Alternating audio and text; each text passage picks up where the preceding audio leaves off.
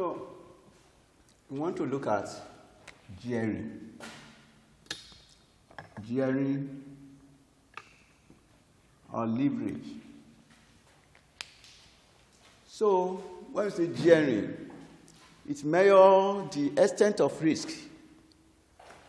the companies are being exposed to. So, gearing measures the degree of risk attached to the company. It measures the degree of risk attached to the company. So you can compute gearing by computing debt to total assets, which is equal to the ratio of debt to total assets. The ratio of debt over total assets. So meaning that if the level of gearing of the company is high, their level of financial risk is equally high. If the gearing level of the business is high, that is an indication that their financial risk exposure is equally very high. So, but this is capital gearing. Capital gearing equals to interest bearing loans over capital employed. Interest bearing loan over capital employed. I've told you that the definition of capital employed you should adopt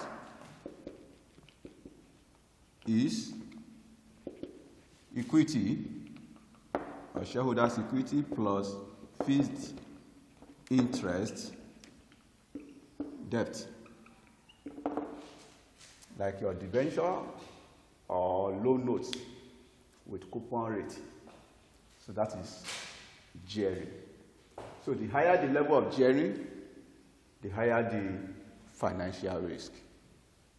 So, and when you compute your gearing, if you have like 50%, that is to show that the business is neutrally geared. Neutrally geared.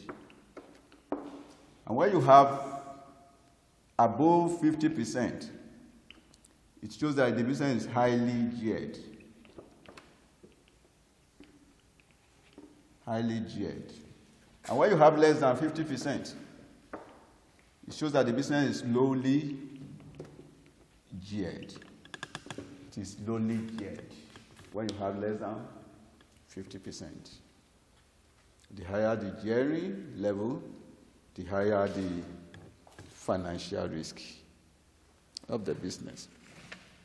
Then we also have interest cover. Interest cover. Interest cover equal to profit before interest and tax over finance cost. Profit before interest and tax over finance cost. That will give us the interest cover. The interest cover shows whether the company is earning enough profit before interest and tax to pay its interest cost. We want to know if the business is earning enough to pay its interest cost. That is interest cover. That is what it implies. So that is for that.